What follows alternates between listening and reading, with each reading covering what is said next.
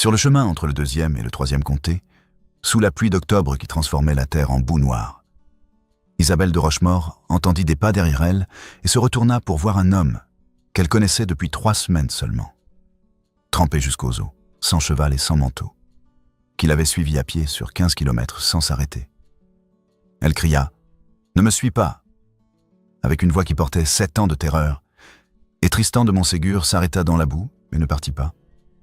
Parce que la dernière fois qu'il avait attendu jusqu'au matin pour agir, son frère était mort à l'aube pendant qu'il s'habillait avec décorum. Ce qu'Isabelle fuyait n'était pas l'indifférence de cet homme, c'était l'échelle de ce qu'il avait fait pour elle sans demander, et elle ne pouvait pas distinguer si ce sacrifice était de l'amour ou une autre forme de possession.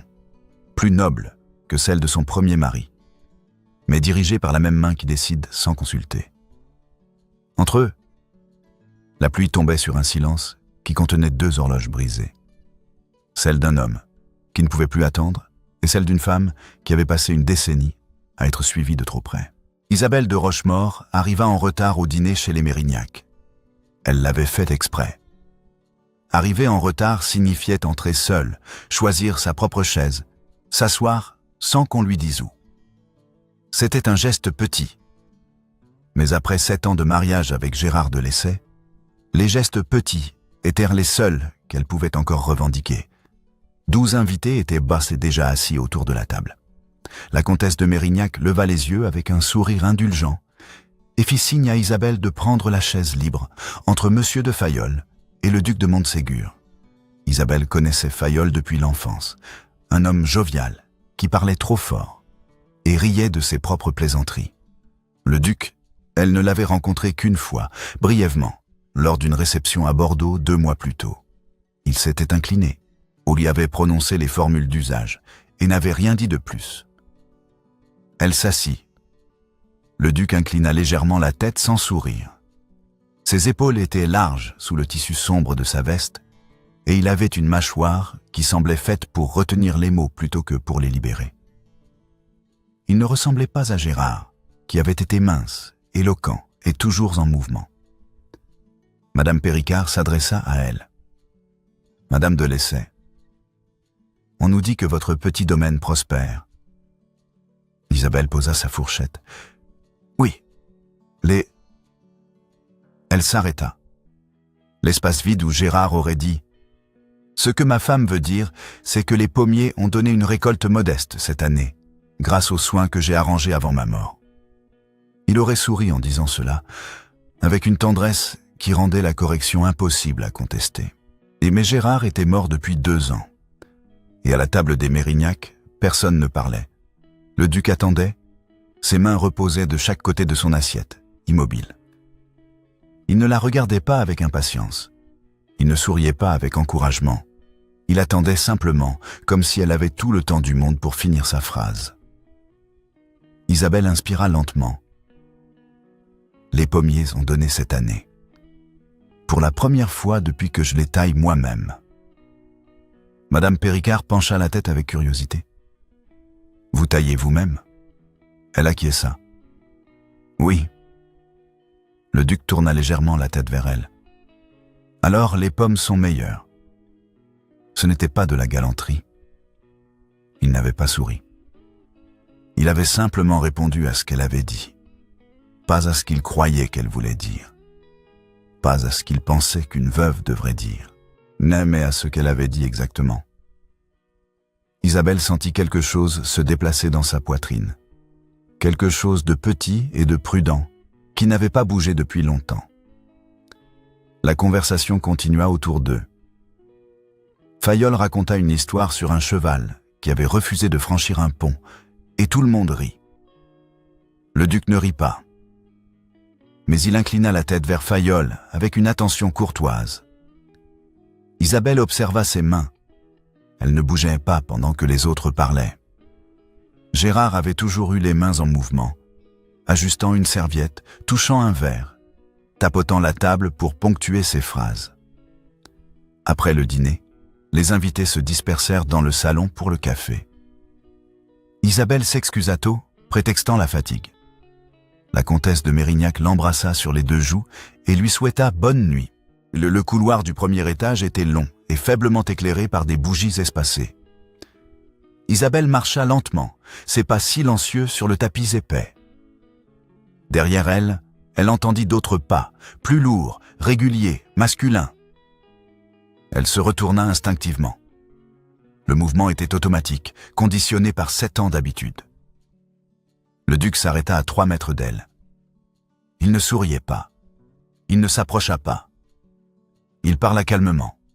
« Je ne vous suivais pas. Ma chambre est au bout du couloir. » Elle répondit doucement. « Je sais. Mais vous vous êtes retourné. » Elle ne répondit pas tout de suite. La bougie la plus proche vacilla, projetant des ombres sur le mur. Le duc observa son visage. « Quelqu'un vous suivait ?» Ce n'était pas une question. Isabelle serra les mains devant elle. « Bonne nuit, monsieur le duc. » Elle se retourna et marcha jusqu'à la porte de sa chambre. Ses doigts tremblaient légèrement lorsqu'elle tourna la poignée. Derrière elle, les pas du duc reprirent, lents, réguliers, et ils passèrent devant sa porte sans s'arrêter. Elle entendit le bruit décroître jusqu'à la fin du couloir, puis le son d'une porte qui s'ouvrait et se refermait doucement. Elle entra dans sa chambre et ferma la porte derrière elle. Son souffle était court, mais ce n'était pas de la peur. C'était quelque chose d'autre, quelque chose qu'elle n'avait pas ressenti depuis si longtemps qu'elle ne savait plus comment le nommer. 3 jours plus tard, Isabelle reçut une invitation à consulter la bibliothèque du château de Montségur. La lettre était brève, écrite de la main du duc lui-même, et mentionnait une collection botanique qui pourrait l'intéresser dans le cadre de ses recherches sur les arbres fruitiers. C'était un prétexte transparent. Isabelle le savait, le duc le savait, mais elle accepta quand même. Le château de Montségur se trouvait à 8 kilomètres de la propriété des Mérignac, sur une colline qui dominait la vallée. C'était une construction ancienne, avec des tours rondes et des murs épais, qui avaient dû résister à 2 siècles de guerre et de tempêtes. Isabelle arriva en milieu de matinée, conduite par le cocher des Mérignac. Le duc l'attendait dans la bibliothèque. Une pièce immense, avec des étagères qui montaient jusqu'au plafond et des fenêtres étroites qui laissaient entrer une lumière oblique. Il se leva lorsqu'elle entra et s'inclina légèrement. « Madame de Lessay, merci d'être venue. Monsieur le duc. » Il lui montra une table près de la fenêtre, où plusieurs volumes étaient déjà disposés. J'ai pris la liberté de sortir les ouvrages qui traitent de l'arboriculture. Si vous avez besoin d'autre chose, vous n'avez qu'à demander. Isabelle s'approcha de la table et ouvrit le premier volume. C'était un traité sur la taille des pommiers, publié à Paris en 1789. Les illustrations étaient précises, dessinées à la main. Elle sourit légèrement. C'est exactement ce que je cherchais. Le duc hocha la tête. Je vous laisse travailler. Mais il ne partit pas. Il s'assit à un bureau de l'autre côté de la pièce et ouvrit un registre. Isabelle tourna les pages du traité, consciente de sa présence, mais pas oppressée par elle. Gérard n'aurait jamais pu rester dans la même pièce sans parler. Il aurait posé des questions, suggéré des interprétations, corrigé ses conclusions avant même qu'elle les formule. Le duc ne dit rien. Il lisait son registre, tournait les pages, écrivait parfois une note dans la marge. Le silence entre eux n'était pas vide, il était plein, comme une pièce remplie d'eau claire, où chaque mouvement créait des ondulations visibles. Au bout d'1 heure, Isabelle leva les yeux. « Vous avez mentionné une forêt lors du dîner chez les Mérignac, la forêt de chênes morts. » Le duc s'arrêta d'écrire. Il posa sa plume avec précaution. « Oui. C'était un lieu de chasse. Mon frère et moi y chassions. Quand nous étions plus jeunes, il y avait quelque chose dans sa voix, un changement subtil, comme une corde de violon légèrement désaccordée. » Isabelle referma le livre. « Votre frère vit-il toujours à Montségur ?»« Non. Il est mort il y a 3 ans. » Elle baissa les yeux. « Je suis désolé. » Le duc hocha la tête une fois. puis reprit sa plume. La conversation était terminée, mais Isabelle avait entendu ce qu'il n'avait pas dit. La forêt de chênes morts n'était pas simplement un lieu de chasse. C'était un lieu où son frère avait existé. Les visites à la bibliothèque devinrent régulières. Isabelle venait 2 fois par semaine, parfois 3. Le duc était toujours présent, toujours courtois, toujours silencieux, sauf lorsqu'elle posait une question directe.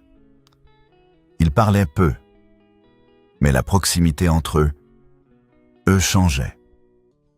Elle passait de la courtoisie sociale à quelque chose de plus intime. Quelque chose qui ressemblait à une attention privée. Un après-midi, alors qu'Isabelle lisait un passage sur la greffe des pommiers, elle dit à voix haute « Gérard pensait que je ne comprenais rien à l'agriculture. » Le duc leva les yeux de son registre. « Pourquoi ? Parce que je posais des questions. Les questions sont la preuve qu'on cherche à comprendre. Gérard disait qu'elles étaient la preuve qu'on ne comprenait pas déjà. » Le duc ferma son registre lentement. « Votre mari était un imbécile. » Isabelle le regarda surprise. Le duc ne souriait pas. Il ne plaisantait pas. Il avait simplement énoncé un fait, avec la même neutralité qu'il aurait utilisée pour commenter le temps. Elle murmura. « Il m'aimait. L'amour n'empêche pas l'imbécilité. Parfois, il la nourrit. » Isabelle sentit une vague de soulagement mêlée de colère longtemps contenue monter en elle. Personne n'avait jamais dit cela à voix haute. Personne n'avait jamais suggéré que Gérard, avec toute sa dévotion et sa tendresse, avait pu se tromper. Elle dit finalement « Merci ». Le duc inclina la tête et rouvrit son registre. Lors de la 3e semaine, un groupe d'invités des Mérignac organisa une promenade dans les bois qui bordaient la propriété. Isabelle accepta de se joindre à eux, et le duc également. Ils marchèrent en groupe pendant 1 heure, suivant un sentier étroit qui serpentait entre les chênes. Le ciel était gris, et l'air sentait la pluie. Lorsque les premières gouttes tombèrent, plusieurs personnes s'exclamèrent et accélérèrent le pas vers le pavillon de chasse situé à 1 kilomètre. Isabelle continua à marcher à son rythme habituel. Le duc marchait à côté d'elle. La pluie s'intensifia. Le duc commença à retirer son manteau, un geste automatique, le genre de geste que Gérard aurait fait sans réfléchir. Mais, à mi-chemin, il s'arrêta.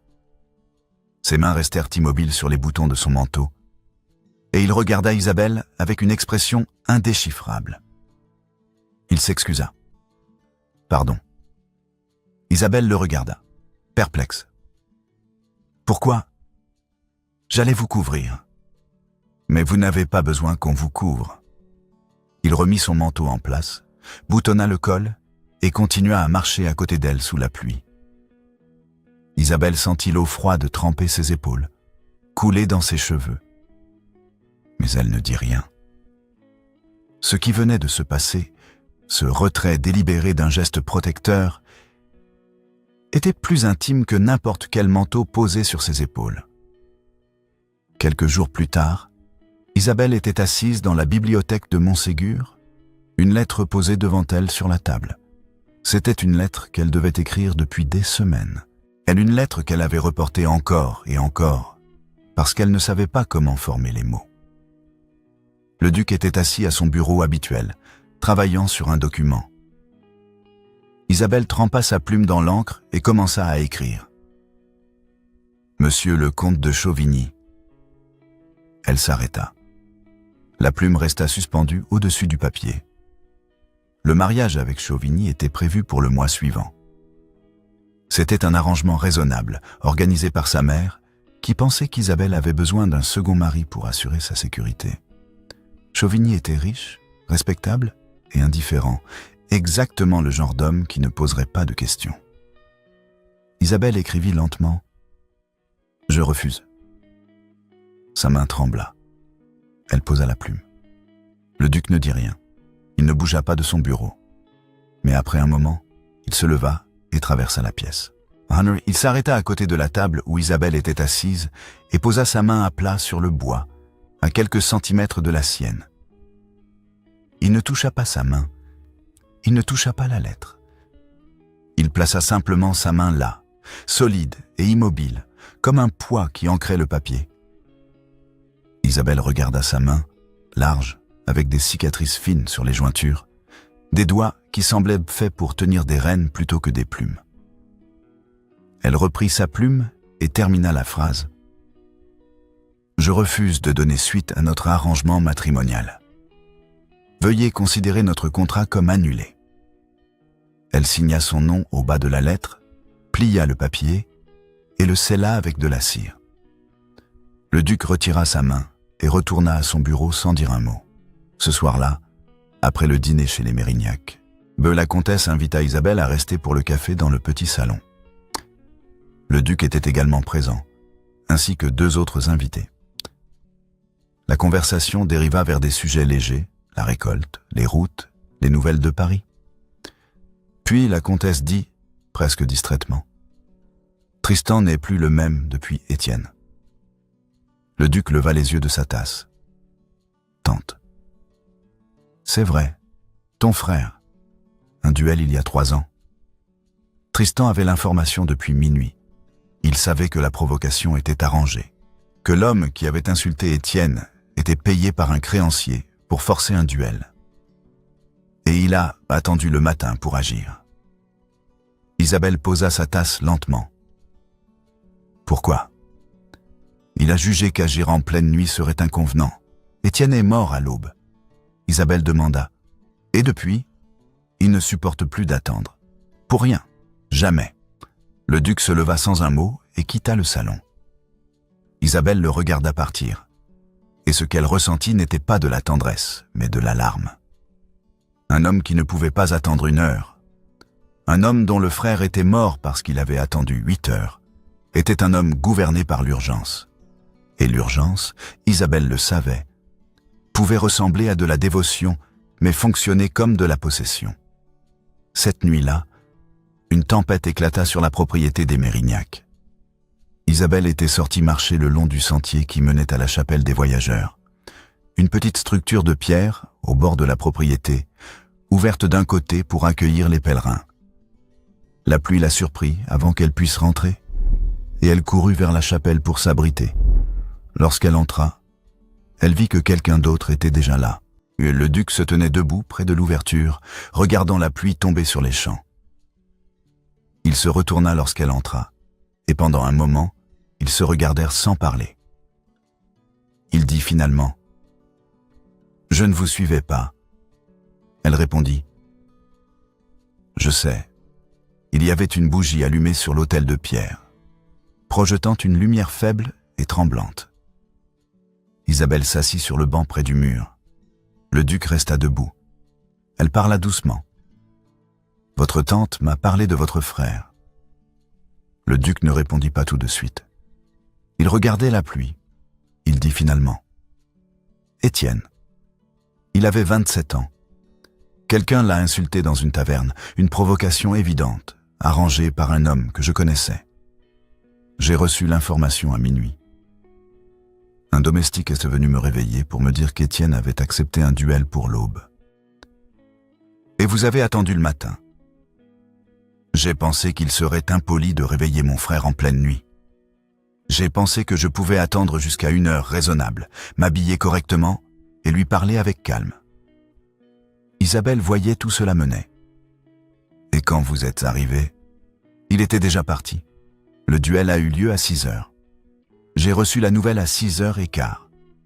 La pluie tombait plus fort maintenant, martelant la pierre. Le duc se retourna pour la regarder. Depuis, je ne supporte pas d'attendre. Pour rien. Si j'ai une information, j'agis. Si je sais quelque chose, je le dis. Si je peux empêcher quelque chose, je ne tarde pas. Isabelle sentit sa gorge se serrer. Minuit, c'est long. 8 heures. De minuit à 8 heures du matin. C'est le temps qu'il m'a fallu pour perdre mon frère. Quand Isabelle se leva et traversa la chapelle. Elle s'arrêta devant lui et tendit la main. Il la regarda, puis prit sa main dans la sienne. Ses doigts étaient froids, mais sa paume était chaude. Elle dit doucement, « 7 ans aussi, c'est long. » Il ferma les doigts autour de sa main et ne dit rien. Dehors, la tempête continuait. Une semaine plus tard, Isabelle était assise dans le salon des Mérignac lorsque la comtesse mentionna, presque en passant, que le comte de Chauvigny avait récemment fait une acquisition importante. La forêt de Chênes-Morts. 200 arpents cédés par Montségur cette semaine. Personne ne sait pourquoi. Isabelle posa sa broderie. Chênes-Morts? Oui. Une parcelle magnifique, paraît-il. Chauvigny est ravi. Isabelle se leva brusquement.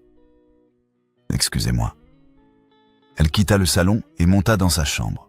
Elle ferma la porte derrière elle et s'assit sur le bord du lit, les mains tremblantes. Chênes-Morts. La forêt où Tristan et Étienne avaient chassé. La forêt que Tristan avait mentionnée dans la chapelle avec une voix qui portait le poids d'un deuil non résolu. Il avait cédé cette forêt à Chauvigny. Cette semaine. Isabelle se leva et descendit en ville. Elle se rendit directement à l'étude du notaire de Mérignac, un homme discret qui connaissait les affaires de toutes les familles de la région. Le notaire se leva. Madame de Lessay, que puis-je faire pour vous? La forêt de Chênes-Morts. Quand a-t-elle été cédée au comte de Chauvigny? Le notaire fronça les sourcils, puis consulta un registre. Mardi dernier, le duc de Montségur a signé l'acte de cession. Et mon contrat avec Chauvigny? Annulé le même jour. Isabelle sentit le sol se dérober sous elle. Mardi dernier, le jour où elle avait écrit la lettre déclinant le mariage, le jour où le duc avait posé sa main sur la table à côté de la sienne. Elle remercia le notaire et sortit dans la rue. L'air était froid et le ciel était gris. Elle marcha sans but pendant 1 heure, essayant de comprendre ce qu'elle ressentait. Ce n'était pas de la gratitude, ce n'était pas de la joie, c'était de la terreur. Tristan avait chevauché 70 kilomètres jusqu'à Chauvigny. Il avait cédé 200 arpents de forêt, la forêt où son frère mort avait chassé, la parcelle la plus précieuse du domaine de Montségur. Un litige qui durait depuis 2 générations. Il avait tout donné pour annuler un contrat de mariage qu'elle avait déjà décidé de refuser. Et il ne lui avait rien dit. Il n'avait pas demandé si elle voulait être libérée. Il n'avait pas demandé si elle voulait qu'il agisse pour elle. Il avait simplement agi, avec urgence, avec générosité, avec une dévotion qui ressemblait terriblement à ce que Gérard appelait amour. Un homme qui sacrifiait autant sans demander était un homme qui décidait pour elle. Avec plus de noblesse que Gérard. Avec la même direction. Isabelle rentra à la propriété des Mérignac, monta dans sa chambre et fit ses bagages. Elle partit à l'aube, à pied, en direction du sud. Elle ne prit qu'un petit sac avec quelques vêtements et un peu d'argent. Elle ne laissa pas de lettres. Elle marcha simplement, suivant la route qui menait vers Chauvigny, non pas parce qu'elle avait l'intention d'y aller, mais parce que c'était la seule route qu'elle connaissait qui menait loin de Montségur. Tristan revint de Chauvigny en fin de matinée. Il tenait dans sa main le document signé, l'annulation officielle du contrat de mariage entre Isabelle de Rochemaure et le comte de Chauvigny.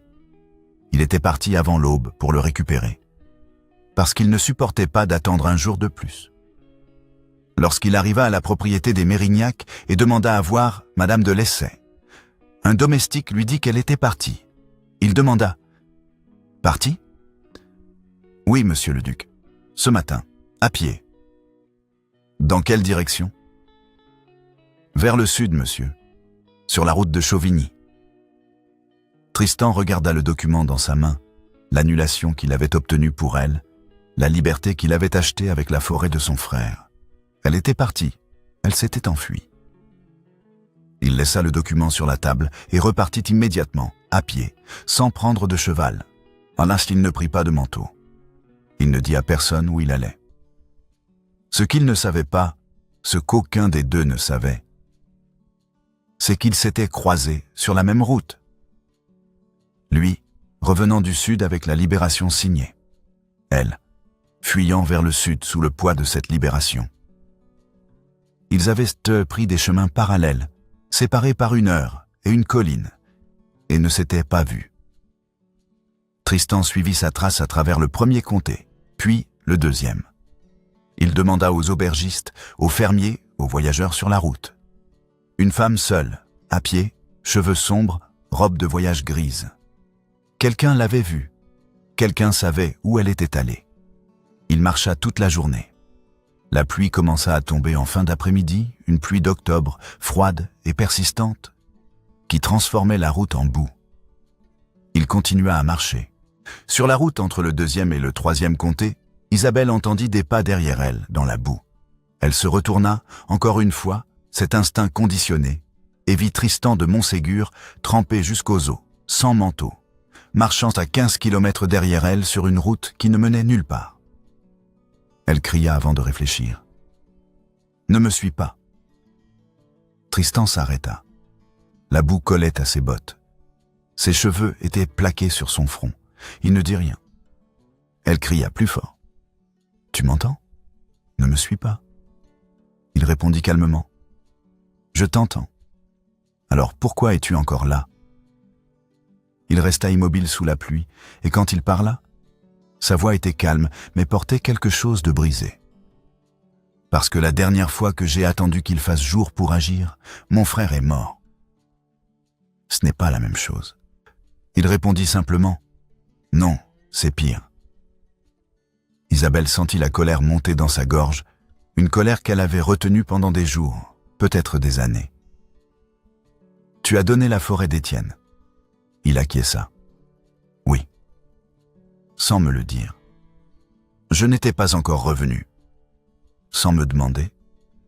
Sa voix se brisa, sans savoir si je voulais être libéré par toi ou par moi-même. Tu as décidé, Tristan, comme Gérard décidait Mérobe. Le coup atterrit. Elle le vit dans ses yeux, quelque chose qui se fermait, quelque chose qui comprenait enfin. Il commença. Ce n'est pas...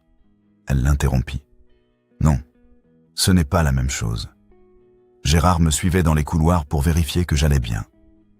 Toi, tu traverses 3 comtés sous la pluie.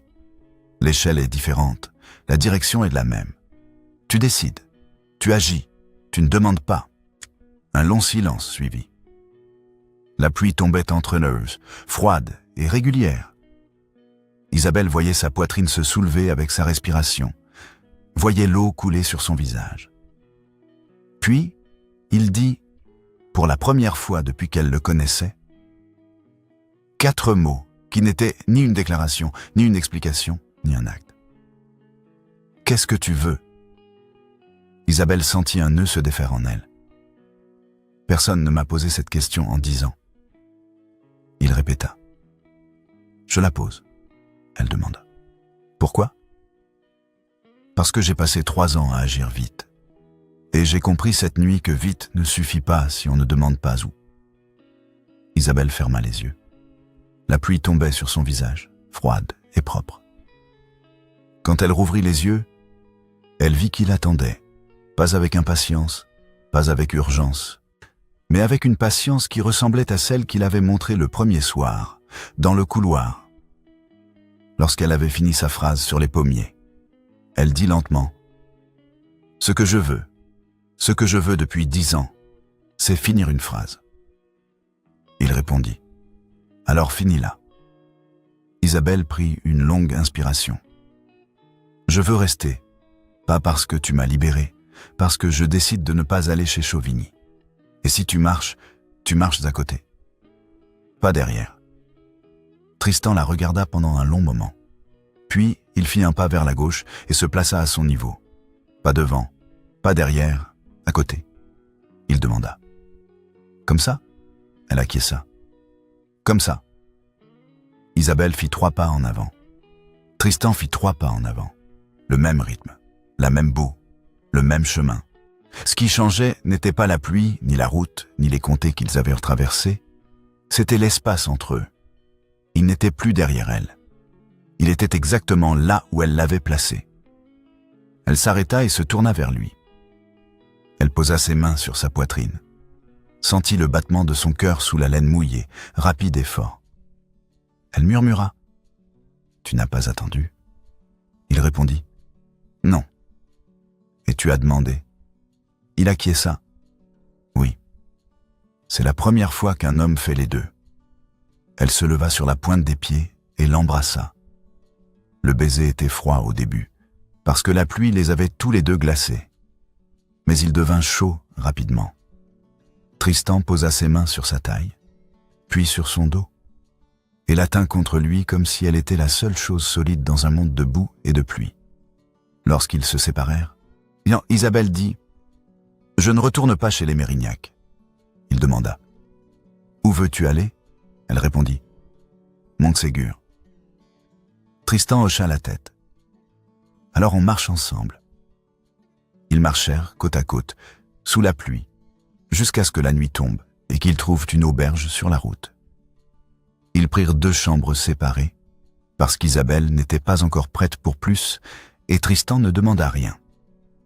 Mais le lendemain matin, lorsqu'ils repartirent, ils marchèrent encore une fois au même rythme, et leurs mains se touchaient parfois lorsque la route devenait étroite.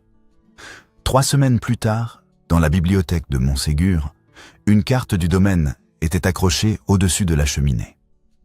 La parcelle de chêne mort était marquée d'un trait fin, et à côté, dans l'écriture soignée d'Isabelle, on pouvait lire « Cédida, octobre 1813 ». Ce qui restait n'était pas une perte. C'était un espace vide avec la forme exacte d'une décision. Par une matinée de novembre, Isabelle et Tristan marchèrent ensemble sur la route entre Montségur et Mérignac. Ils étaient à pied, comme toujours. Isabelle aimait marcher. Cela lui donnait le temps de penser, de voir les arbres changer avec les saisons, de sentir la terre sous ses pieds. Tristan marchait à côté d'elle. Pas devant, pas derrière, au même niveau, à un moment, sur un tronçon de route qu'ils avaient déjà parcouru ensemble une fois sous la pluie, Isabelle s'arrêta. Elle se tourna vers lui et dit « Tu me suis ?» Tristan secoua la tête. « Non, je marche à côté. » Elle sourit. C'est la première fois. Il sourit, un sourire petit et rare, mais réel. Oui. Ils continuèrent à marcher. La route était sèche maintenant, et le ciel était clair. Les arbres étaient presque nus, leurs branches dessinant des motifs noirs contre le bleu pâle du ciel. Dans le couloir de Montségur, près de la porte de la bibliothèque, 2 paires de bottes étaient posées côte à côte. Elles étaient couvertes de la même boue, une boue qui datait de plusieurs semaines, qui avait séché et craquelé, mais que personne n'avait nettoyée. Les domestiques avaient reçu l'ordre de ne pas y toucher. Isabelle les voyait chaque fois qu'elle passait devant, et chaque fois, elle souriait. C'était un rappel, non pas de la pluie ou de la fuite ou de la confrontation, mais de la première fois qu'elle avait dit ce qu'elle voulait et que quelqu'un avait écouté.